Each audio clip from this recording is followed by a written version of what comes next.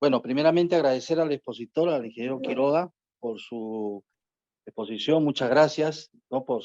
La salud al ingeniero Francisco Madrid, presidente del capítulo, a todos los que están en sala, también a los representantes del Comité de Energía Estabilizada, energía que está participando en nuestro capítulo.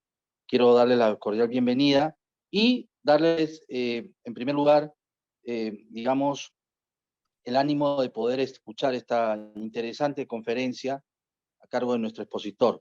Voy a darle paso al expositor, sino antes también cualquier consulta con mi asistenta para poder absolver con relación a la certificación y con relación a cualquier actividad futura que se viene en el capítulo.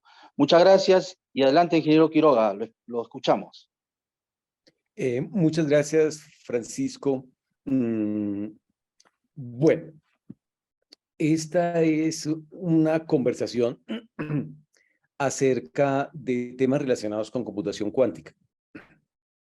De repente ustedes han escuchado, por lo menos, mencionar el tema de computación cuántica.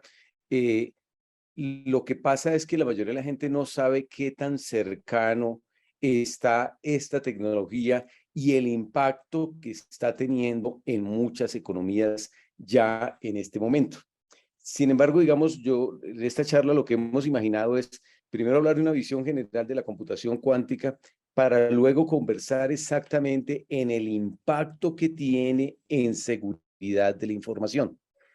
¿Por qué? Porque pues básicamente la computación cuántica lo que hace es resolver problemas que sin este tipo de tecnología no se podrían resolver. O sea, miren, el equivalente es a cuando ustedes resolvían una matriz a mano, utilizando lápiz y papel, y de repente aparece un computador digital que les resuelve la matriz. O sea, ese es más o menos el equivalente que tenemos hoy en día.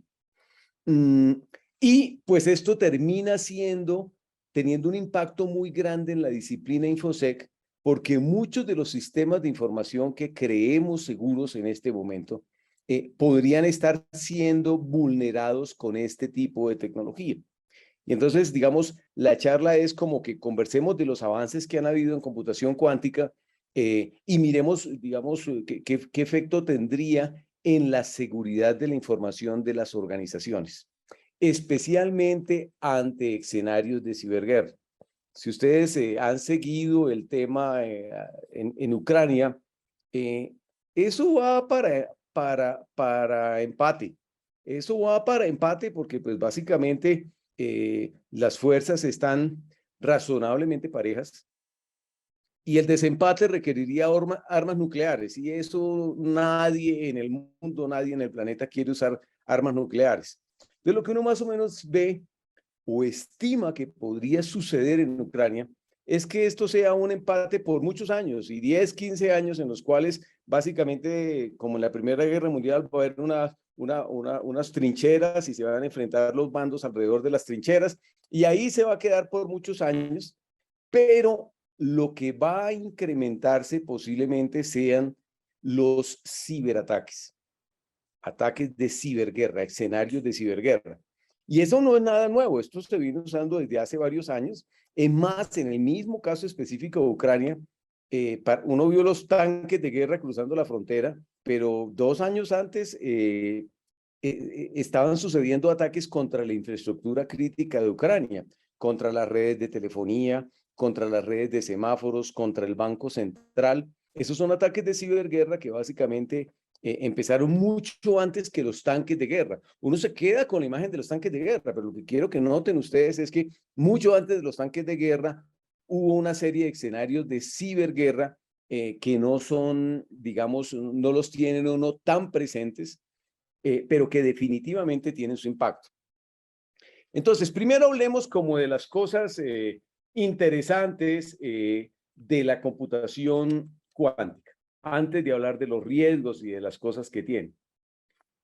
Bueno, algo que podemos encontrar y se ve que está sucediendo es en ingeniería de materiales, en ciencia de materiales.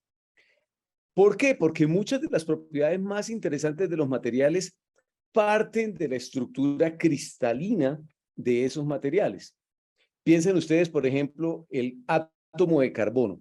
Ustedes toman el átomo de carbono suelto, amorfo, y pues, básicamente es un carbón. Y con eso ustedes básicamente pueden prender, pueden tener fuego y pueden tener calor. Pero si ustedes ese mismo átomo lo acomodan en una estructura cristalina diferente, por ejemplo, en una estructura cristalina como la del diamante, pues terminan con diamante. Terminan con diamante. Claro, esto requiere presiones, temperaturas, pero el idear una estructura cristalina que tenga propiedades como la del diamante, en brillo, en dureza, por ejemplo, pero es exactamente el mismo átomo de carbono con el cual, digamos, se puede hacer un asado. Es el mismo átomo de carbono, solo que la estructura cristalina es diferente. Y con ese mismo átomo de carbono, en una estructura diferente por capas, ustedes obtienen grafito. Y con grafito pueden escribir. Con grafito pueden, digamos, lubricar. Con grafito tienen un montón de propiedades. Pues finalmente la mina del lápiz es grafito. Y es exactamente el mismo material, el mismo átomo de carbono, solo que acomodado de una manera diferente.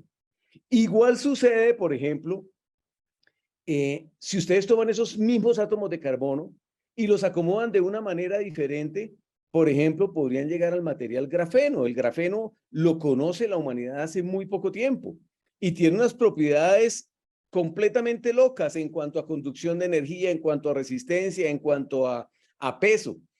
Es decir, si ustedes tuvieran la capacidad de cómputo suficiente, ustedes podrían decirle a un computador, bueno, simúleme diferentes moléculas de carbono.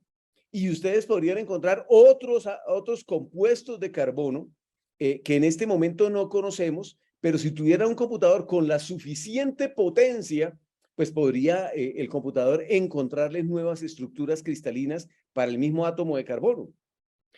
Y eso solamente con átomos de carbono, pero piensen ustedes, por ejemplo, en otros átomos. Para darles una idea, ustedes toman el hidrógeno y el hidrógeno es un gas muy combustible. Lo toman con el oxígeno. El oxígeno es un gas también supremamente reactivo. Pero si ustedes lo combinan, obtienen agua.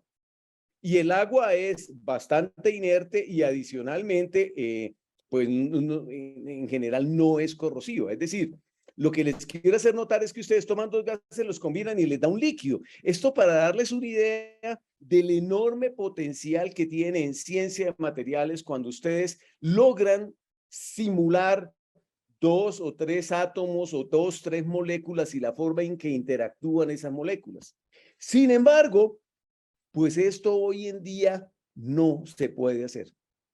O se puede hacer con graves limitaciones. ¿Por qué? Porque estos problemas de simulación de materiales crecen de una manera brutal. Y entonces hay un momento en el cual, por más que ustedes quieran simular y por más que ustedes tengan hardware, la simulación no les funciona. ¿Por qué la simulación no les funciona? Pues porque básicamente requiere tal capacidad de procesamiento que ni aún ustedes poniendo SuperCray, ni aún contratando una serie de servicios en la nube de Google o de Amazon, pueden tener la capacidad de cómputo suficiente para simular ese material que ustedes desean. Precisamente con los computadores cuánticos uno puede simular de una manera muy eficaz estos materiales, porque uno hace que cada átomo sea un qubit. Ya vamos un poquito más adelante a hablar de eso. Pero digamos, tiene el potencial de que ustedes simulen un material átomo a átomo, molécula a molécula. Por eso básicamente decimos que con la computación cuántica va a haber un revolcón en ciencia de materiales impresionante. Y así el estado es, así como nosotros tenemos carbón para hacer un asado, podemos encontrar materiales como diamante, como grafeno, como grafito, que son materiales completamente diferentes. Si lográramos encontrar las simulaciones que nos permitan encontrar la estructura cristalina que nos lleve a este tipo de materiales. Pero no solamente en ciencia de materiales, en medicina. Cuando ustedes necesitan, por ejemplo, crear una vacuna, necesitan saber cómo interactúa una proteína con otra. Y cómo interactúa una proteína con otra, esto básicamente son simulaciones. Y las simulaciones, la complejidad de las simulaciones, la capacidad de procesamiento que se tiene, que se necesita, empieza a crecer de tal manera que ya no lo vamos a poder simular. Por eso necesitamos una nueva tecnología de cómputo. En particular, porque ustedes que muchos son ingenieros electrónicos, me concederán, hasta hace muy poco tiempo la industria se guiaba por la ley de Moore. Y entonces básicamente lo que decía la ley de Moore es, cada 2 años vamos a mejorar la capacidad de procesamiento. Pero recuerden ustedes, si ustedes miran las noticias y miran, digamos, la oferta de mercado, notarán ustedes que la ley de Moore realmente se detuvo hace unos 4 o 5 años. Unos 4 o 5 años en los cuales, digamos, ese crecimiento que teníamos nosotros con la ley de Moore, que simplemente lo que teníamos que esperar era 1 año para tener el doble de capacidad de procesamiento, esto ya se detuvo y va a tener unas implicaciones gigantescas en la humanidad. Ya lo vemos en las aplicaciones de inteligencia artificial y machine learning. Claro, uno ve ChatGPT y queda realmente asombrado con ChatGPT, pero lo que quiero que noten ustedes es que cosas realmente novedosas todavía no han sucedido en inteligencia artificial. ¿Por qué? Porque estamos limitados por la capacidad de procesamiento. Estos algoritmos de inteligencia artificial empiezan a requerir tal capacidad de procesamiento que un computador clásico de lo que nosotros llamamos arquitectura von Neumann, ya vamos a hablar de eso, no tiene la capacidad de procesamiento para estas nuevas aplicaciones de machine learning. Entonces, si queremos medicinas realmente novedosas, necesitamos simular cada molécula, necesitamos hacer una serie de simulaciones que la computación clásica no las puede ofrecer. Pero hay otros avances, por ejemplo, en baterías. Si ustedes se fijan, uno de los problemas más graves del calentamiento global se resolvería si tuviéramos baterías más eficientes. Imagínense ustedes que las baterías de su automóvil eléctrico, en lugar de darle 500 kilómetros de autonomía, imagínense que les dieran 2000 kilómetros de autonomía. Pues esto básicamente haría que todos nos fuéramos a utilizar carros eléctricos y no carros de gasolina, porque la capacidad de almacenamiento que tiene y la vida útil de las baterías, pues básicamente sería muy impresionante. Pero para poder tener este tipo de baterías o la nueva generación de baterías, tenemos que entrar a simular cada uno de los átomos que componen la batería. Alguien me decía que hoy en día la forma en que se prepara una batería es más o menos como preparando una sopa. Ustedes le echan átomos de litio, le echan otra cosa, le echan otra cosa, le echan otra cosa, revuelven y ya quedó la batería. Con los computadores cuánticos es posible simular una estructura cristalina en la que uno pueda tener mayor capacidad de almacenamiento, mayor capacidad adicional de vida. Porque recuerden ustedes, las baterías tienen una vida útil. Imagínense que uno lograra multiplicar por 10 la vida útil de una batería. Inmediatamente se resolverían muchos problemas de calentamiento global. Pero esto, como les digo, requiere simulaciones bastante complejas que básicamente los computadores clásicos que se conocen como arquitectura von Neumann no la pueden ofrecer.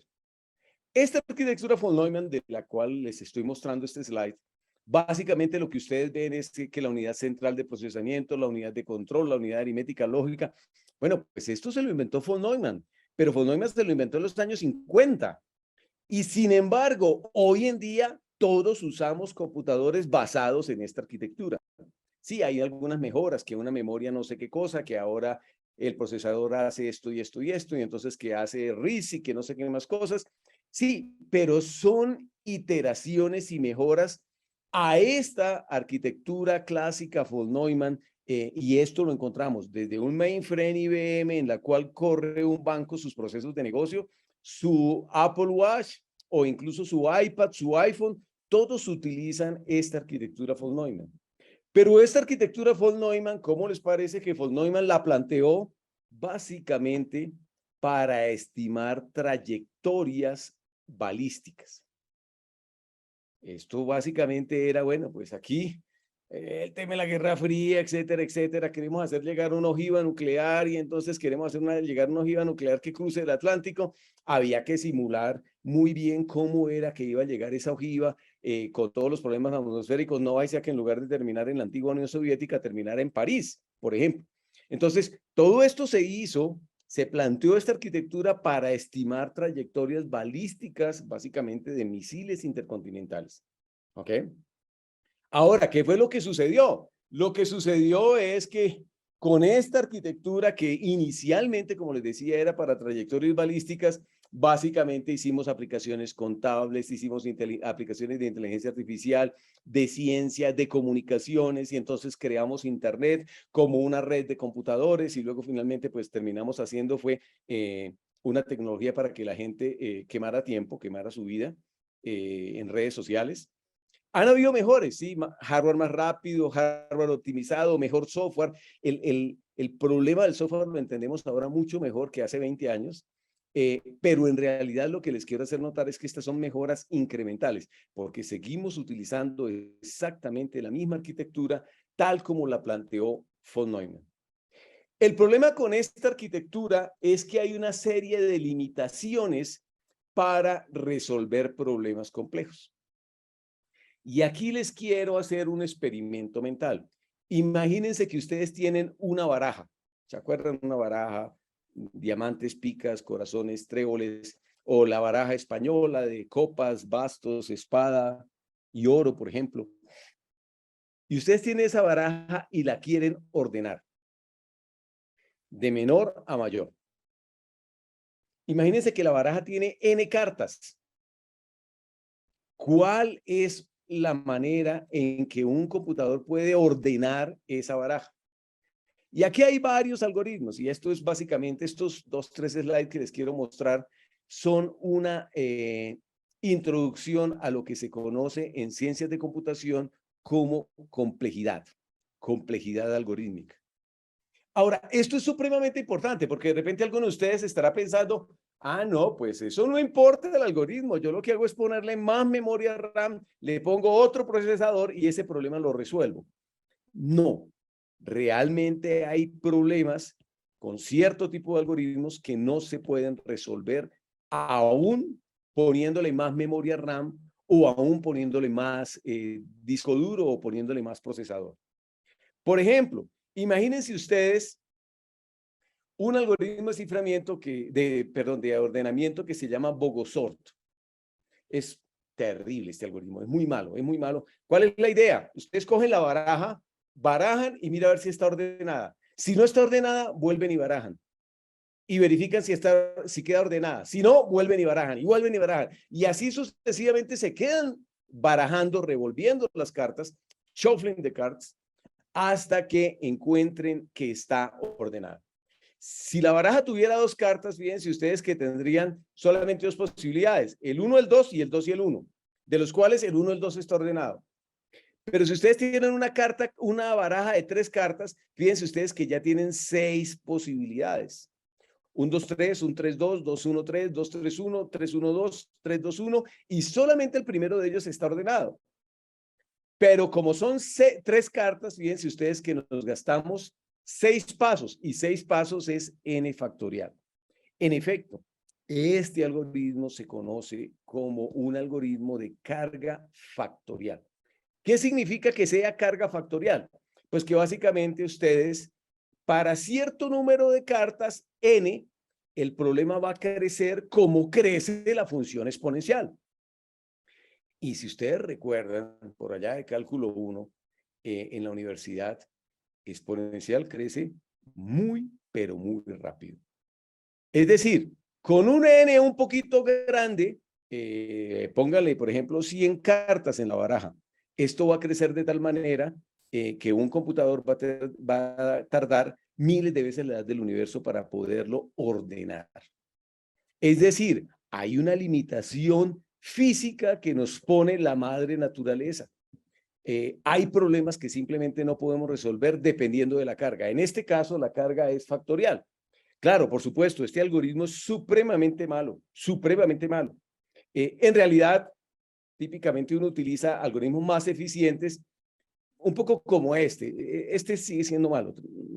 Lo menciono porque es fácil de entender, pero en realidad es bastante malo.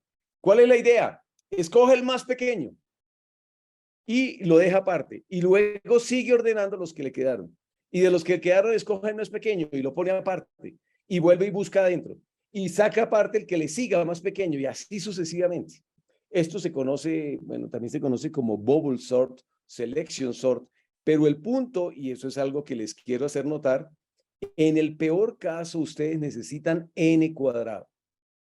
Es un algoritmo malito, claro, es un algoritmo que uno, digamos, no quisiera usar, pero me consideran que es mucho mejor que factorial, porque n cuadrado crece más lentamente que factorial. Y eso es fundamentalmente lo que nosotros tenemos en complejidad. Todos estos son algoritmos de ordenamiento. Aparecen en Wikipedia. Cada uno tiene sus características. Yo aquí les mostré Bogosort y les mostré Selection Sort, pero hay unos buenísimos, supremamente rápidos, eficientes en tiempo y eficientes en memoria RAM. Un poquito más difíciles de programar, pero pues una vez uno lo programa, pues ya le queda listo. Pero lo que quiero que noten ustedes es que si uno graficara los diferentes funciones de complejidad, fíjense ustedes que n factorial crece muy rápido, pero muy rápido, muy rápido. Más rápido, por ejemplo, que e a la n, o que 2 a la n, o que n al cuadrado. En general, digamos, con estas gráficas que les mostré, uno quisiera tener problemas n cuadrado y no problemas n factorial, porque los problemas n cuadrado los puede uno resolver. Los problemas n factorial de pronto no se pueden resolver para n grandes. Esa es toda la idea de complejidad y eso es básicamente lo que les quiero hacer notar. Ahora, típicamente lo que uno dice entonces es, mire, todo lo que sea n cuadrado o más generalmente polinomial, pues n cuadrado es una forma de un polinomio. Entonces lo que uno dice, mire, todo lo que sea polinomial se considera fácil, pero lo que vaya de polinomial para arriba es infernal. ¿Por qué es infernal? Porque empieza a crecer de una manera desbocada con n. Si n se hace muy grande, esto ya empieza a ser muy grande. Y aún con computadores veloces, básicamente no los vamos a poder resolver. Claro, ustedes dirán, y bueno, ¿y ese cuento de la computación cuántica, entonces, ¿cómo, para qué sirve? Bueno, pues la computación cuántica lo que hace es tomar muchos de esos problemas que llamamos hard y convertirlos en problemas sencillos. Y dentro de estos problemas hard, por ejemplo, podrían estar simulación de proteínas, simulación de estructuras cristalinas para construir a un nuevo material de acero supremamente barato, supremamente resistente y con unas habilidades de sismoresistencia brutales. Por ejemplo, todo esto se puede simular. Y este nivel de complejidad y la forma en que crece de verdad es en serio. Por ejemplo, buscar un elemento en una lista no ordenada tiene carga n. Se utiliza esta notación que se llama la notación Big O, pero básicamente lo que importa es lo que está dentro del paréntesis. Lo que dice es, mire, si usted va a buscar un elemento en una lista no ordenada, en el peor de los casos se gasta n pasos. Piénsenlo bien, si ustedes tienen un armario en su casa y ese armario tiene 20 cajones y ustedes están buscando un papelito que guardaron y no se acuerdan dónde lo guardaron, posiblemente lo que tengan que hacer es abrir el primer cajón, no, el segundo cajón, no, el tercer cajón, no, el cuarto cajón, no, y así sucesivamente hasta que llegan al cajón 20. En el cajón 20 definitivamente tienen que encontrarlo porque pues básicamente la búsqueda en el peor caso es n con el número de cajones. ¿Ok? Pero si ustedes de alguna manera tuvieran ese armario ordenado, entonces ustedes están buscando un papelito que es el número 5 en el armario ordenado, típicamente lo que uno haría es ir al del cajón de la mitad, sacarlo y ver qué valor aparece ahí. Si el valor es más grande, uno busca abajo. Si el valor es más chico, entonces busca arriba. Y todo el tiempo está partiendo el espacio de búsqueda de mitades. Esa es la razón por la cual en general aparece log 2. La función logaritmo crece bastante lentamente. Entonces, lo que es logaritmo decimos que es bastante fácil. ¿Ok? Bueno, por ejemplo, tomar dos números y multiplicarlos tiene carga ON cuadrado. En cambio, si yo les doy el numerito, encontrar los factores es NE a la N un Q. Es decir, este es el tipo de problemas que son fáciles de calcular, perdón, difíciles de calcular, fáciles de verificar. Y hay otro problema. Si ustedes tienen B, pueden calcular G a la B módulo P, pero dado G a la B módulo P, lograr encontrar B es supremamente complejo. Estos dos problemas son problemas clásicos en seguridad de la información. Algunos de ustedes, si está familiarizado con el tema de criptografía, recordará que el primero se llama RSA, el segundo se llama Diffie-Hellman. Y son problemas que un computador clásico se demora mucho. Por ejemplo, para darles una idea, este es un pequeño programa Python en el cual le digo que me genere un número P, que me genere un número Q y que lo multiplique. Miren ustedes, generando el número P me demoré 2.05 segundos. Generando el número Q me tardé 3.39 segundos. Multiplicándolos me demoré 0.45 milisegundos. Y en efecto, si ustedes ven acá, se darán cuenta que P, que es 646 no sé qué cosa, perdón, multiplicado por 116267 es igual a 75.191.0, ese es el número. Pero ojo, si yo le digo a mi computador, dado 75, 19, 10, 76, 20, que termina en 4897, le digo, encuéntreme los dos números que multipliqué para obtenerlo. ¿Cómo les parece a ustedes que me tardo un montón de tiempo? Y esa es fundamentalmente la idea de la complejidad de algoritmos. En un sentido, me demoro 0.45 milisegundos. En sentido contrario, me demoro 300 por 10 a la 12 años. ¿Qué tan grande es 300 por 10 a la 12 años? Recuerden ustedes que la edad del universo es aproximadamente 10 a la 10 años. Entonces, es 30.000 veces la edad del universo. Y es un problema, pues, que uno lo puede hacer, digamos, eso ustedes lo pueden hacer en sus casas, no se necesita la presencia de un adulto, simplemente necesitan un pequeño programa Python que multiplique dos números. Factorizarlos es un problema infernal. Es decir, lo que quiero que noten ustedes es que hay una serie de limitaciones al cálculo. Pero antes de eso, conversemos acerca de qué es calcular. Hasta hace muy poco tiempo, cuando uno hablaba de computadora, básicamente estaba hablando de típicamente mujeres muy diestras con operaciones aritméticas que eran capaces de hacer estos cálculos. Incluso hay una película de una señora de raza negra que básicamente hace los cálculos de la NASA, pero que no le permiten usar el baño de blancos. Y bueno, y ahí está la película, es bastante interesante. Pero es decir, hasta hace muy poco tiempo, cuando ustedes hablaban de computadora, hablaban de un humano. Hay una historia muy simpática, yo creo que ustedes, no sé si les ha llamado la atención, que por ejemplo en Francia no hablan de computador, sino de ordenador. Y de ahí pasó a España, y en España también hablan de ordenadora, y la ordenadora. Y pues por supuesto un computador hace mucho más que ordenar, pero digamos en la concepción Francia, España, no se habla de computador, sino se habla de ordenador. La razón tiene que ver porque básicamente IBM, cuando iba a entrar al mercado francés, intentó utilizar la palabra Compter, pero resulta que Compter se parece mucho a calculatriz y calculatriz tenía una connotación mala. Entonces, pues básicamente llamó a su profesor de humanidades y su profesor de humanidades que conocía bastante latín y conocía bastante francés, le dijo, no, llámelo ordenador. Y entonces esa es la razón por la cual los franceses no hablan de computador, sino de ordenador. Y bueno, y los franceses y los españoles que siguieron a los franceses. Entonces, básicamente este es el término, porque hasta hace muy poco tiempo, en realidad, computador era un humano.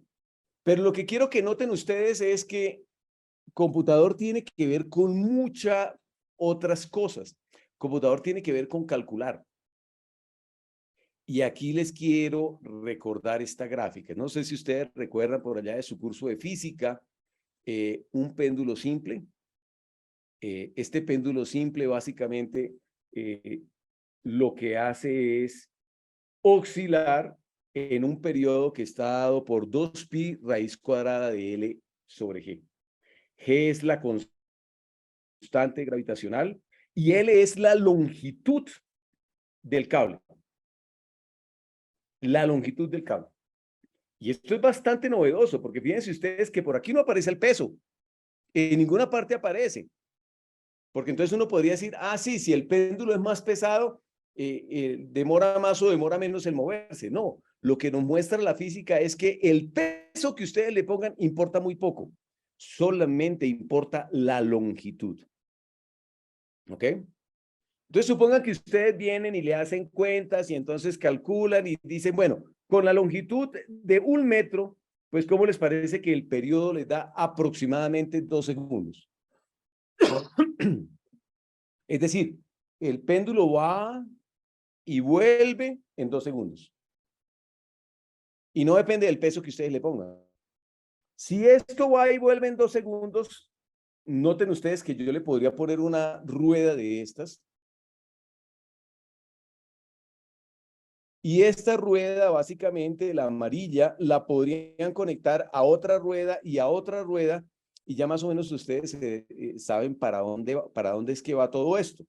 Esto va a que con ese fenómeno físico del péndulo, yo puedo construir un reloj.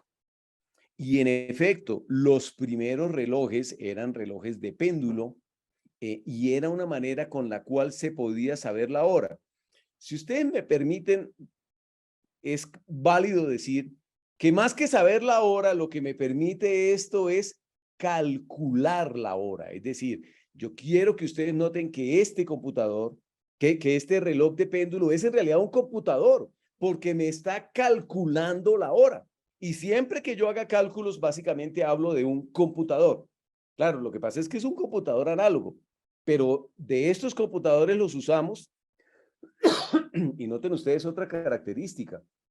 Estos computadores análogos, posiblemente el relojero que los creó, nunca entendió esta formulita que yo les puse acá, que el periodo es aproximadamente 2pi raíz cuadrada de L sobre G. Porque, a ver, para poder encontrar esta expresión matemática, ustedes tienen que conocer cálculo diferencial, etcétera, etcétera, algo de dinámica, algo de estática, tener algún recorrido de ecuaciones diferenciales en derivadas parciales. Y yo no creo que un relojero en Suiza tuviera este background. Pero aún así, hacían los relojes y los relojes le resolvían los problemas a la gente. Es más, se llegó a un extremo de sofisticación como este, por ejemplo, en el cual ustedes construían sistemas solares en los cuales simulaban el comportamiento de la Tierra, de Marte, de Júpiter, etcétera, etcétera. Y esto no es del siglo XVI, del siglo XVII. Si ustedes recuerdan la antiquitera, esa máquina que encontraron en un naufragio griego en la época de esplendor de Grecia, básicamente lo que se sabe de esta antiquitera es que era un computador análogo que le permitía al navegante calcular la órbita de Marte, de Venus, de Mercurio, de etcétera, etcétera, etcétera, para poder orientarse en el mar y saber dónde estaban parados en el mar. Entonces, fíjense ustedes que esto es un computador análogo y este computador análogo no solamente me permite saber la hora, sino que me permite a mí ubicarme en medio del mar sin entender los principios del péndulo. Es más, ya del siglo XX, por ejemplo, la industria relojera suiza creó este bichito que se llama el turbillón, perdón.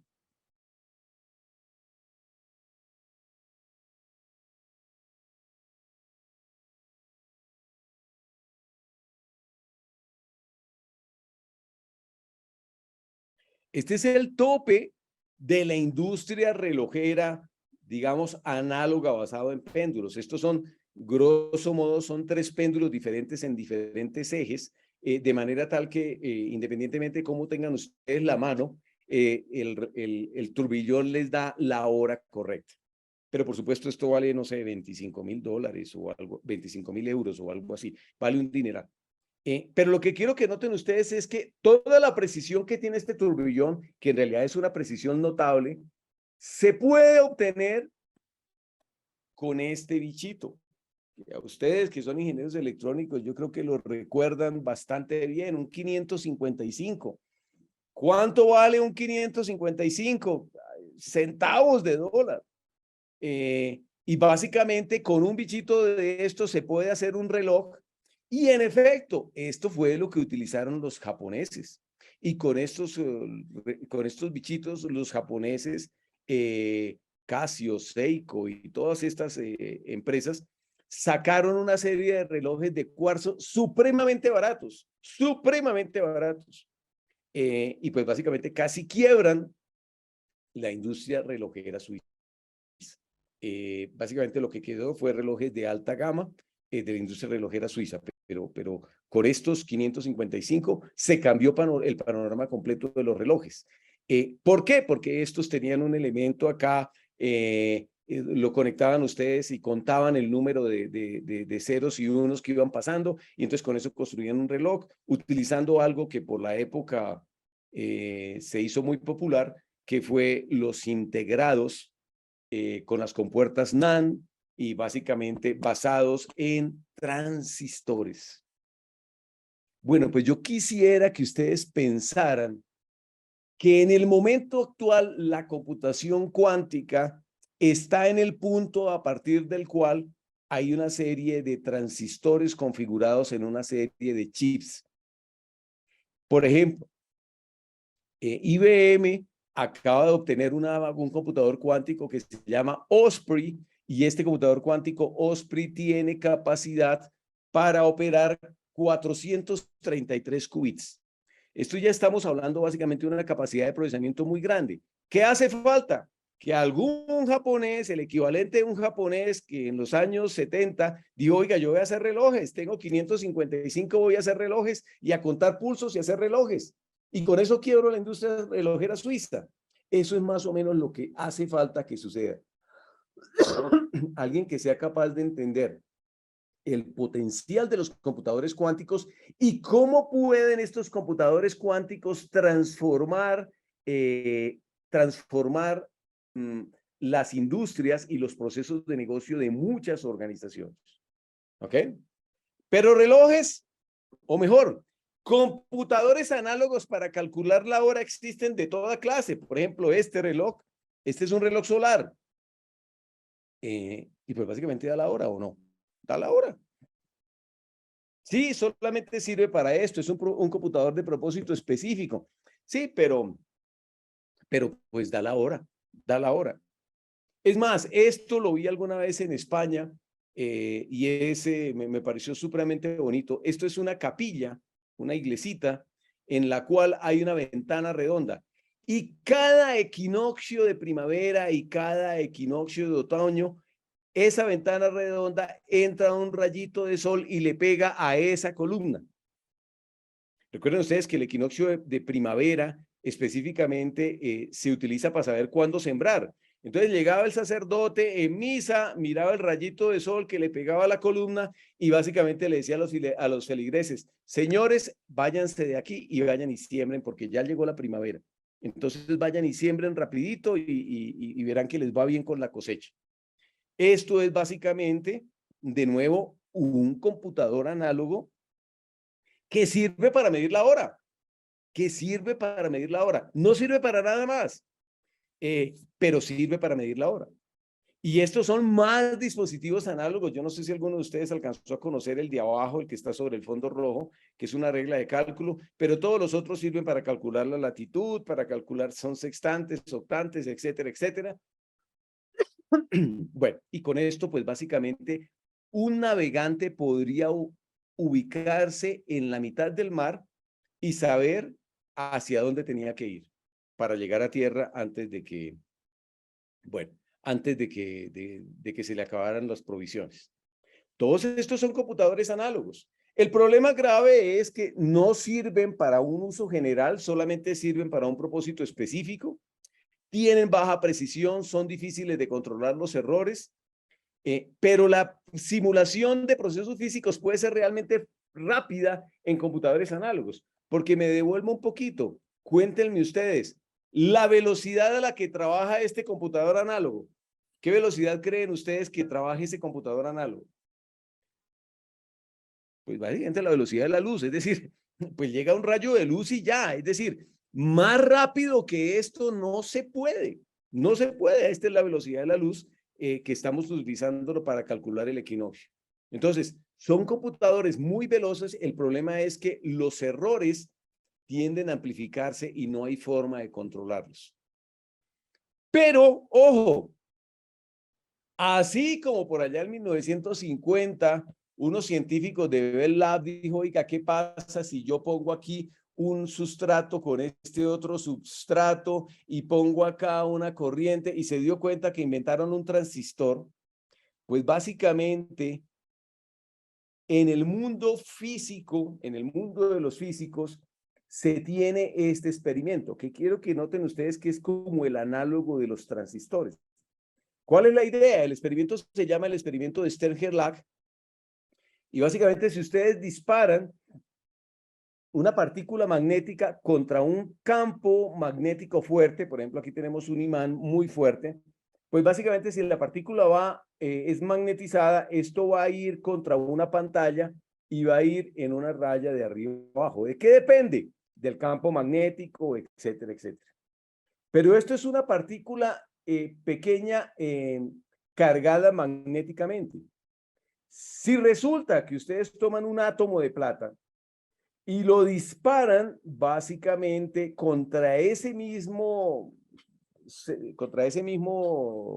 digamos, equipo, noten ustedes que aquí sucede algo y es que este átomo de plata o va para arriba o va para abajo. Y no más. Y aquí viene una serie de implicaciones y aquí pues digamos si hay alguno de ustedes que es físico, es posible que digan, no, yo quiero reflexionar acerca del principio de incertidumbre de Heisenberg y entonces el gato está vivo arriba o el gato está muerto abajo y así sucesivamente, pero en realidad yo lo que les quiero hacer notar es que posiblemente lo que tengamos que hacer es como los relojeros suizos. Nunca entendieron la fórmula del péndulo, pero sabían que les funcionaba y que les daba la hora precisa. Listos. Porque aparentemente este átomo de plata que tiene un electrón en la última órbita, a veces va para arriba, a veces va para abajo. Pero si ustedes no lo miran, va para arriba y va para abajo. Al tiempo. Sí, yo sé, aquí la intuición no ayuda. Aquí la intuición no ayuda, de verdad. Aquí uno puede gastarse mucho tiempo en discusiones filosóficas, pero en realidad no vale la pena. Nosotros somos ingenieros. Lo que queremos es fundamentalmente sacarle provecho a la naturaleza. Y esto es lo que hacemos. El bichito va para arriba, va para abajo simultáneamente. Entonces se dice que está en superposición. Pero desde el punto de vista de cálculo, lo que quiero que noten es que como el bichito va para arriba y para abajo simultáneamente, si nosotros llamamos el de abajo 1 y el de arriba 0, simultáneamente está valiendo 0 y está valiendo 1. Es decir, ustedes están haciendo cálculos con una variable que tiene dos valores diferentes. Simultáneamente. Y esto con un átomo de plata. Pero piensen ustedes, por ejemplo, ¿qué tanto material se gastan ustedes si necesitan 1000 átomos de plata para hacer cálculos? Pues 1000 átomos de plata, mire, eso no se alcanza a ver a simple vista la cantidad de material. Y ustedes tendrían una capacidad de 1024, digamos, bichitos que van para arriba y para abajo simultáneamente. Es decir, lo que ustedes percibirían es que tienen una capacidad de procesamiento de 2 a la 1024 en solamente un paso por ese imán. Y ese es el potencial de los computadores cuánticos. Un computador cuántico es tanto análogo como digital. Mientras está haciendo cuentas, es análogo. Pero en el momento en que ustedes miden, se convierte en digital. Se dice que la ecuación de onda colapsa, etcétera, etcétera. Y aquí hay un montón de cosas físicas, pero como les digo, nosotros como ingenieros nos interesa es aprovechar el fenómeno físico. Quizás como los constructores de los antiguos relojes de péndulo que no tenían ni idea cuál era la fórmula del péndulo, pero que igual lo utilizaban para crear relojes y hacer que los barcos se ubicaran en la mitad del mar, etcétera, etcétera. El potencial es gigantesco. Si ustedes tienen 1024 átomos de plata, ustedes podrían estar analizando 2 a la 1024 posibilidades en solo un paso. ¿Ven ustedes por qué les digo la capacidad de procesamiento que uno puede tener con un computador cuántico? Esto ya 2 a la 1024, no hay ningún computador con la arquitectura von Neumann que sea capaz de hacerlo, pero un computador cuántico sí lo puede hacer. ¿Se acuerdan ustedes de las compuertas lógicas? Eso, pues ustedes de supergrado lo deben recordar supremamente bien, la compuerta NOT, la compuerta AND, OR, NAND, NOR, y pues básicamente con esta compuerta uno puede, por ejemplo, comprar 7400 que valen centavos de dólar, y este 7400 tiene básicamente 4 compuertas NAND, y con estas 4 compuertas NAND ustedes pueden, por ejemplo, hacer un sumador. Este es un full adder, básicamente es lógica digital, es álgebra de Boole, pero pues básicamente lo que estamos haciendo acá es sumando 2 bits A y B con un carry in y entregando un resultado con un carry out. Eso es un full adder. Pues, ¿cómo les parece que XORes, ANDs, todo esto lo podemos incluso programar? Es más, si nos vuelven a encerrar por la pandemia en algún momento, este es un proyecto de hacking que me gustaría recomendárselo muy respetuosamente. Es hacer una CPU, un computador completo utilizando 7400. Es un computador de 4 bits. Bueno, lo que pasa es que se necesitan varios meses de trabajo, pero eso uno lo podría hacer en alguna pandemia si nos vuelven a encerrar.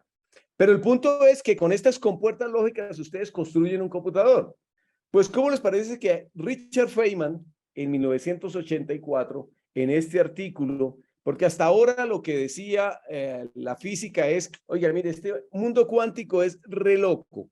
La intuición no ayuda en el mundo cuántico. Es más, recuerden ustedes que Einstein era un gran crítico de la mecánica cuántica, de la física cuántica, y decía que Dios no jugaba a los dados, y decía que eso era spooky, que era como fantasmal, y él no le creía y no le creía y no le creía, pero pues en realidad lo que muestra la experiencia es que la física cuántica da resultados consistentes siempre. En todo experimento da resultados consistentes.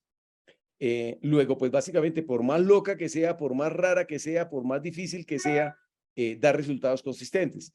Pues Feynman básicamente creó un sumador, como el que yo les conté con lógica digital y con puertas NAND, pero básicamente utilizando compuertas cuánticas. Y básicamente utiliza un CC0, un C0, un CC0, un C0 y un C0. Todas estas son compuertas que son análogas al NAND o al NOR, que ustedes posiblemente utilizaron mucho tiempo, o de pronto utilizan todavía. Pero estas son compuertas cuánticas. ¿Qué fue lo interesante del artículo de Feynman? Que mostró que con esto se podía calcular, se podía sumar. Porque hasta ese momento las compuertas cuánticas servían simplemente para maravillarse uno de lo enredado que era el mundo cuántico, de lo loco que era el mundo cuántico. Pero ahora con estas compuertas, pues básicamente se pueden sumar números. Pero hay algo que les quiero hacer notar. Buscar un elemento en una lista no ordenada. ¿Se acuerdan que yo les decía que era ON? ¿Se acuerdan ustedes del armario de 20 cajones? Y que ustedes en el peor de los casos tendrían que ir hasta el último cajón. Pues, ¿cómo les parece que esto es en un computador digital? Porque un computador análogo solamente requiere raíz cuadrada de n. ¿Por qué? Tendría yo que explicarles cómo funciona el algoritmo de Grover y no es tan sencillo hacerlo en una charla corta. Pero el algoritmo de Grover funciona y permite encontrar un elemento de una manera muy rápida. Aquellos de ustedes que de pronto trabajan en datos en una organización, de repente ustedes dirán, esto podría impactar las bases de datos. Y la respuesta corta y simple es sí. Recuerden ustedes, uno en una base de datos como Oracle lo que hace es construir índices y cosas de estas, pero fíjense ustedes que hay una serie de problemas en los cuales raíz cuadrada de n puede ser un tiempo de respuesta razonablemente rápido y ustedes se ahorran construir los índices. ¿Ok? O, por ejemplo, el algoritmo de Shor, que sirve para factorizar un número. ¿Se acuerdan ustedes que yo les mostraba que factorizar un número grande requería O a la n un cubo? Pues ¿cómo les parece que con un computador cuántico requiere O n cubo? Y O n cubo es mucho más rápido que O n a la 1 cubo. Es decir, ¿se acuerdan ustedes que yo les decía que los problemas difíciles eran de aquí para allá y que todo esto era fácil? Todo lo que fuera polinomial decíamos que era fácil. Pues en últimas, lo que les quiero hacer notar es que típicamente lo que le muestra esta gráfica es que un problema que era insoluble en un computador digital se vuelve fácil en un computador cuántico. Ahora, recuerden ustedes que factorizar un número es el problema de RSA. Y RSA es un algoritmo de criptografía de clave pública con el cual está asegurado una buena parte de la infraestructura tecnológica en el mundo. En el mundo. Entonces, ¿qué significa esto? Pues esto en última lo que significa es que si hay un computador cuántico disponible para un adversario, lo que podría suceder es que un sitio web puede ser hackeado. Y ese sitio web puede ser el banco emisor, o puede ser redes de cajeros automáticos, o puede ser, por ejemplo, el canje interbancario, o podrían ser semáforos, o podrían ser, bueno, todo esto podrían haber problemas. Bueno, entonces el algoritmo de Grover básicamente nos trae una serie de problemas bastante complejos, porque el algoritmo de Grover, recuerden ustedes, este es el armario que yo les decía a ustedes, que tiene una serie de cajones. Buscar algo en uno de esos cajones requiere ir por todos los cajones hasta que finalmente lo encuentren, pero lo que les quería hacer notar es que en un computador cuántico esto se baja de ON a raíz cuadrada de n. Y esto hace que un problema que era difícil ahora se vuelva bastante sencillo. Aún con n grandes, que es supremamente importante esta parte, aún con n grandes. Todo esto, por ejemplo, el gobierno de Estados Unidos está pegado al techo. ¿Por qué está pegado al techo el gobierno de Estados Unidos?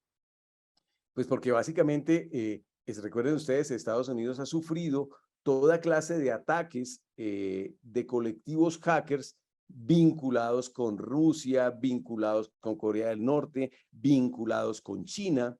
Recuerden ustedes Colonial Pipeline, recuerden ustedes el ataque a SolarWinds, recuerden ustedes, bueno, hay una serie de ataques que han ido contra infraestructura crítica. Por ejemplo, Colonial Pipeline es un oleoducto. Y cuando se hizo este ataque contra este oleoducto, pues básicamente quedó sin distribución de energía una buena parte de la costa oeste en Estados Unidos.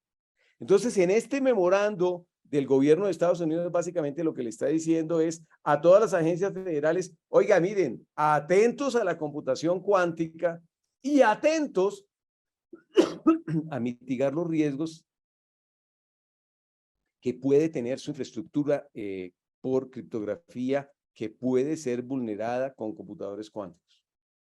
Ahora ustedes dirán, pero bueno, esto todavía no.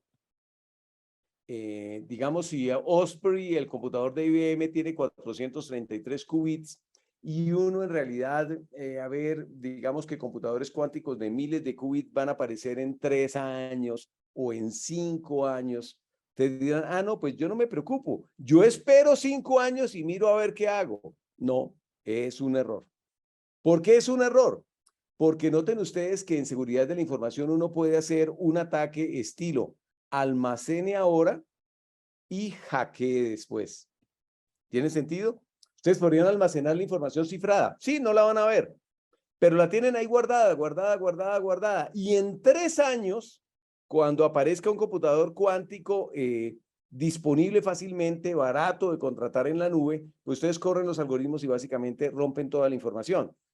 Y dependiendo de la información que ustedes estén capturando cifrada, es perfectamente posible que hagan una diablura gigantesca. Piénsenlo bien. Supongan ustedes que la información es relacionada con historias clínicas. ¿No les parece que su historia clínica de hoy debería estar protegida en 3 años, en 5 años, en 10 años o en 20 años?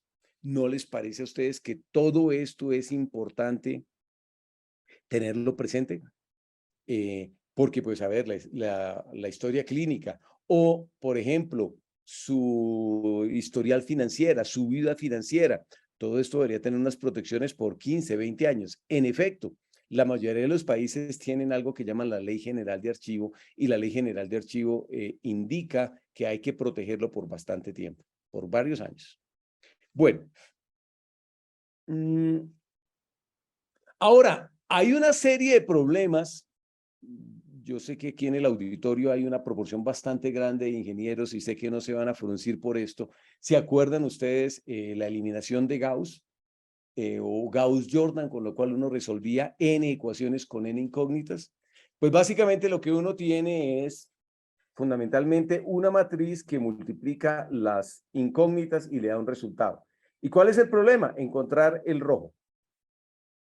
Esto se resuelve muy fácilmente y en efecto, pues, la eliminación de Gauss funciona bien. Pero imagínense ustedes hipotéticamente que le agregan un ruido acá. Esa columna amarilla es ruido. Y noten ustedes que el problema con Gauss-Jordan, ¿se acuerdan ustedes cómo resolvía uno Gauss-Jordan? Uno multiplicaba una fila por una constante para poderla restar de otra fila. ¿Qué pasa con el ruido? Si ustedes multiplican una fila por una constante, el ruido se amplifica. Es decir, lo que les quiero hacer notar es que este problema que se llama Learning with Errors es un problema que es resistente a ataques de computadores cuánticos. ¿Por qué? Porque un computador cuántico también va a haber incrementado el ruido. Esto es lo que se conoce como criptografía postcuántica. ¿Qué diablos es esto de criptografía postcuántica? Es básicamente cierto tipo de criptografía que es resistente a ataques de computadores cuánticos, pero corre en su iPad, corre en su mainframe IBM de toda la vida, pero es resistente a ataques de computadores cuánticos. Bueno, esto es un poco lo que se ve. Ya estamos entrando, muchas gracias por la atención y todo, nos quedan más o menos unos 5 minutos de charla. Perdónenme ustedes si les hago el epílogo de qué se trata esto. Porque algunos de ustedes dirán, bueno, ¿y será que a mí me afecta estos computadores cuánticos y la posibilidad de que los computadores cuánticos realicen ataques? Hay 3 preguntas que yo les quiero hacer. ¿Son ustedes infraestructura crítica? Porque si alguno de ustedes me dice, es que yo opero un sistema SCADA con el cual se distribuye la energía eléctrica en Perú. O, yo tengo un sistema SCADA en el cual se distribuye gasolina, gas natural, un sistema SCADA en el cual se distribuye agua, por ejemplo, en Lima, agua potable en Lima. Eso es infraestructura crítica. ¿Por qué es infraestructura crítica? Porque en el momento en que haya algún escenario de ciberguerra, lo primero que le van a pegar es a la infraestructura crítica. Esto lo hemos visto en absolutamente todos los escenarios de ciberguerra en el mundo. El más reciente posiblemente sea Ucrania. Y eso, ahí no hay nada nuevo. Eso ya está inventado, eso ya está claro. ¿Ok? Entonces la primera pregunta es, ¿tiene usted infraestructura crítica? Si usted tiene infraestructura crítica, una red de cajeros, etcétera, usted es vulnerable a ataques de computación cuántica. Pero hay otros elementos importantes. Por ejemplo, ¿cuál es el tiempo de vida de sus datos? Por ejemplo, usted tiene que mantener datos por 10 años, por 20 años, ¿por cuánto tiempo? ¿Ok?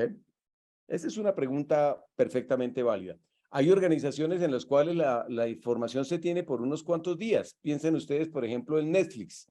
La información de qué películas están viendo ustedes, de si interrumpieron o no interrumpieron la serie para pasar a ver otra serie. Todo eso es información que se mantiene por minutos, por días.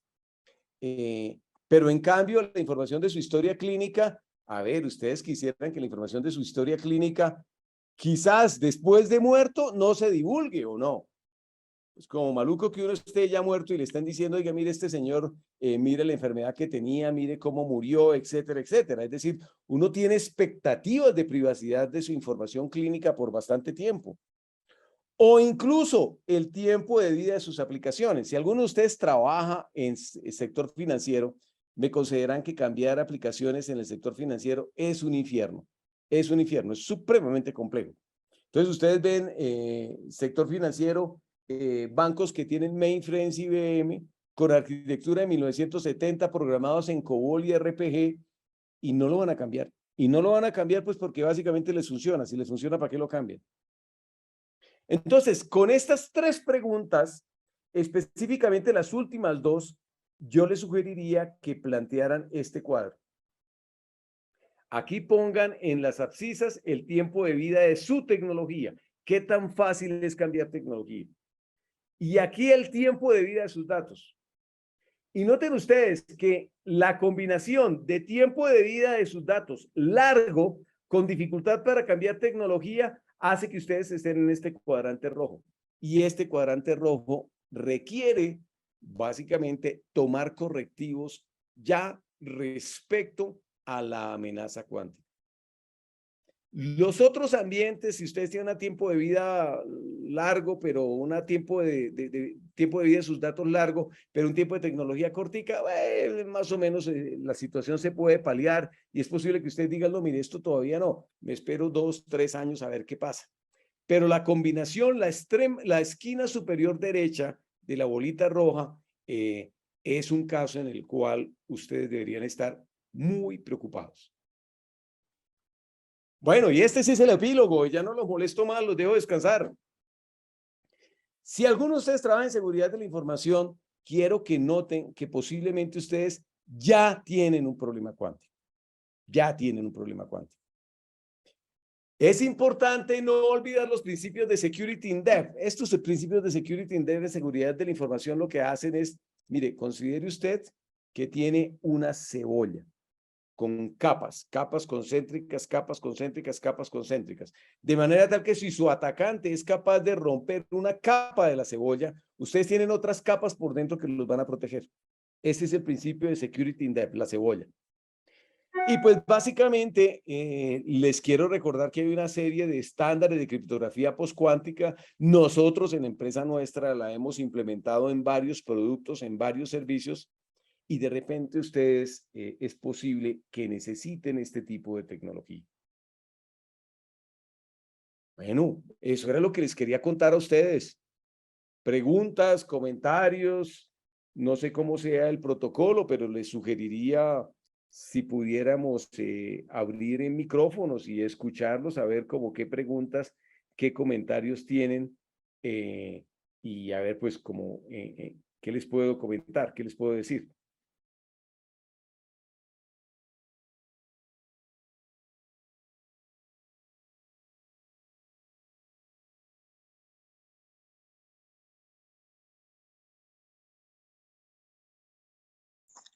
Hay una pregunta que dice qué tan similares o diferentes son las computadoras cuánticas de diferentes laboratorios, diseñadores o proveedores. Sí, mira, esta es una pregunta bastante interesante. Aquí está el capitalismo en su más completa expresión. Aquí cada cual está explorando diferentes ideas. Google está avanzando con su propia propuesta. Wave System está avanzando con su propia propuesta. IBM está avanzando con su propia propuesta. Pues yo les he hablado de Osprey, de IBM, porque es quien va más avanzado. Pero aquí se está explorando toda clase de cosas. Los chinos están haciendo unas vainas completamente diferentes, enfoques completamente diferentes. Aparentemente en este momento el liderazgo lo lleva IBM, pero pues ustedes saben muy bien que en este mundo de alta competencia de repente aparece un fabricante europeo y es el que termina imponiendo un estándar. Pero en este momento básicamente son completamente diferentes. Se han puesto más o menos de acuerdo en utilizar una tecnología que se llama Qiskit, con la cual se programa. Entonces, por lo menos hay un acuerdo acerca del estándar que se sigue para programarlo.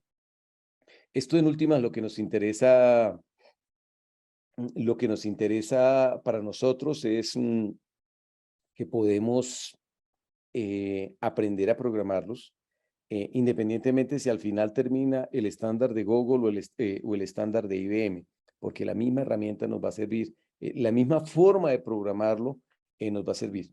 Y bueno, y les adelanto un poco, la forma en que se programa es bien diferente. Olvídense de los ciclos for, olvídense de los ciclos while, esto es supremamente diferente la forma en que uno programa. Aquí se programa poniendo las compuertas cuánticas y haciendo cadenas de compuertas cuánticas que al final te dan un resultado.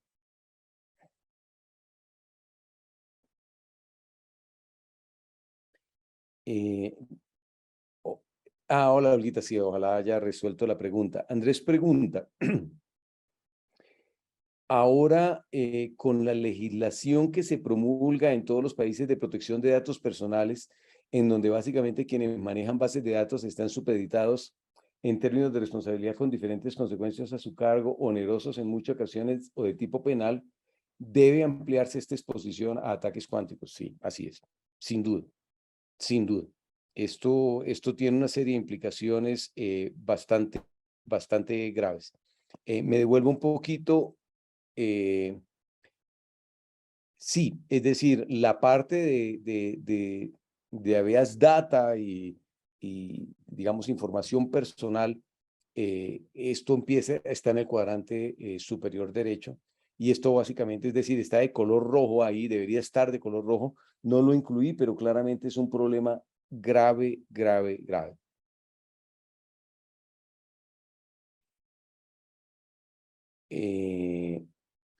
Bueno, Oscar Salazar pregunta, ¿en América Latina aparecerá esta tecnología? Sí, a ver, mira, no es, digamos, no, es medio ilógico pensar en que vamos a tener un computador cuántico en el escritorio. Eso no va a suceder por algún tiempo.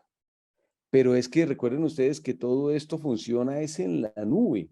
Es decir, lo que quiero que noten ustedes es que básicamente lo que hace IBM es poner en la nube sus computadores y uno renta el servicio de estos computadores cuánticos. Y en ese caso, desde cualquier lugar del mundo, tú podrías rentar los servicios en la nube y ver cómo sacarle provecho. En efecto, pues yo les hablé de materiales, de ciencia de materiales, les hablé de baterías, etcétera, etcétera. Pero esto no necesariamente son inquietudes del norte. Estas son inquietudes también que tienen que ver con el sur. Nosotros, nuestros países tienen una serie de problemas que se podrían resolver de una manera más eficiente si pudiéramos hacer simulaciones más complejas. Por ejemplo, cosas tan sencillas como el problema del agente viajero. El problema del agente viajero lo que hace es permitirle a uno hacer planes, rutas de distribución de comida, de distribución de bebidas, por ejemplo. Y una empresa grande que vende bebidas y vende comidas necesita resolver el problema del agente viajero. Pues con la computación cuántica se resuelve de una manera muy, muy, muy veloz. Entonces, muchas empresas que están trabajando de una manera subóptima, de repente contratando los servicios de un computador cuántico en la nube, podrían encontrar formas más eficientes de distribuir toda la parte de logística, de distribución de productos a su cliente final. Digamos, Coca-Cola, Inca Cola, Pan Bimbo, todo esto, digamos, se resolvería mucho más fácil. Entonces, claro, esto tiene aplicación en América Latina y podemos sacarle provecho o podemos también ser víctimas, porque habrá infraestructura crítica nuestra que alguien desocupado por allá en Corea del Norte, alguien desocupado en China o Rusia, puede decir, oiga, peguémosle a estos a ver qué pasa. ¿Sí? Recuerden ustedes el fraude que sucedió en SWIFT, utilizando la red SWIFT de un banco en Ecuador. Entonces, no es que esos son problemas de primer mundo y nosotros allá no nos enteramos de eso. No, estos problemas pueden terminar pegándonos a nosotros. Con la computación cuántica se podrá demostrar la existencia de Dios. Pues, Orlando, de pronto, ni idea. Esa parte de la algorítmica cuántica no la he mirado. Me imagino que si se pone uno a mirarla termina corriéndose, termina medio loco. No sabría qué decirte. Me imagino que existe la posibilidad. porque finalmente el universo es un gran computador cuántico. O sea, lo que nosotros llamamos el universo es un gran computador cuántico con una serie de propiedades. Entonces, pues básicamente hasta de pronto se puede mostrar la existencia de Dios. En el Perú, ¿cuál sería el sector más vulnerable a ciberataques? Lo que les dije, infraestructura crítica. Si hay algún sistema SCADA, ustedes como ingenieros electrónicos deben haber trabajado mucho con sistemas SCADA. Si hay un sistema SCADA que le resuelve un problema a la sociedad en general, puede ser vulnerable a ataques de computadores cuánticos. ¿La criptografía cuántica tiene investigación actualmente? Sí, Marian, esto, digamos, ya se llegó al punto de estándares y hay un estándar NIST de criptografía postcuántica. Ahora, digamos, la siguiente ola de investigación es cómo sacarle provecho a esa tecnología postcuántica. Y eso es, digamos, lo que nosotros hemos estado trabajando en la empresa desde hace rato. Es decir, tenemos criptografía postcuántica, cómo se incorpora en productos que le resuelvan problemas reales a la gente. Ese es nuestro énfasis en este momento. Una cosa es derivar el algoritmo postcuántico y otra cosa es desarrollar las aplicaciones que le sacan provecho a esta tecnología. Bueno, Duan pregunta, ¿cómo crees que debe darse la transición de los algoritmos postcuánticos para soportar las capacidades de procesamiento de los ordenadores cuánticos? ¿Existirán algunas políticas públicas definidas a nivel de gobierno para definir la implementación de estos algoritmos? Duan, no, sabes que no tengo la menor idea. En general, lo que yo veo es que los gobiernos están muy dormidos con el tema cuántico, a excepción de Estados Unidos. Con el documento este que les mostré a ustedes, en Estados Unidos sí lo tienen clarísimo y están luchando por la supremacía cuántica y ganarle a China y ganarle a Europa. Pero yo veo que muchos gobiernos, aún gobiernos europeos, los veo con muy poca actividad en el mundo cuántico. Estados Unidos y Canadá están trabajando cosas interesantes, pero muchos países europeos los veo uno tranquilos, como si esto no fuera ya un problema real. Actualmente ya existen algoritmos post-quantum cryptography en proceso de estandarización. Ya hay estándares, ya hay estándares. Si buscas post-quantum cryptography NIST, vas a encontrar los estándares de Estados Unidos de criptografía post-cuántica. Esos estándares es el estado del arte. No hay todavía estándares ISO y en general ojalá no aparezcan. Mi percepción es que los estándares ISO siempre son de mala calidad. Ojalá no esté ofendiendo a alguien, pero en general los estándares NIS o ANSI son en general estándares de mucha mejor calidad técnica, o incluso los estándares DIN alemanes. Pero cuando aparece ISO, hay cosas feas. ¿La materia prima de la computación cuántica es la física cuántica? Sí, Oscar, sí. Solo que, como te decía, uno se puede ir por el tema filosófico. Y eso entonces uno ve a los físicos. Un fotón es una onda o una partícula. Una partícula o una onda o una partícula. Y el gato de Schrödinger, y el gato está vivo, está muerto, está medio vivo, está medio muerto. Nada de eso interesa si uno quiere sacarle provecho a la tecnología. A ver, la analogía que yo les quiero hacer notar a ustedes es el caso mismo de Newton. Sir Isaac Newton básicamente inventó 3 leyes y no más. Con esas 3 leyes él explicó el movimiento de la gravitación universal y ya, con esas 3 leyes básicamente pudo predecir las órbitas de los planetas y todo le cuadraba con las observaciones de Kepler. Sí, pero eso fue lo que hizo Sir Isaac Newton como físico. Luego vinieron un montón de ingenieros que básicamente tomaron esas 3 leyes de Newton y con eso pues construyeron edificios, construyeron puentes, construyeron ciudades y esa es la vocación nuestra como ingenieros. Es decir, cómo le resolvemos problemas a la gente, problemas reales a la gente real, tratando de optimizar recursos, que no salga extraordinariamente costoso. Eso es fundamentalmente un problema de ingeniería. Entonces yo lo que les sugeriría a ustedes es, si uno puede gastarse la vida hablando de si es onda o es partícula y si el gato está vivo o está muerto, pero en realidad lo más interesante es, bueno, ¿esto para qué diablo sirve? Y en efecto, este fenómeno cuántico nos permite hacer cálculos y hacer cálculos de una manera muy rápida. Eso es lo más interesante para nosotros como ingenieros.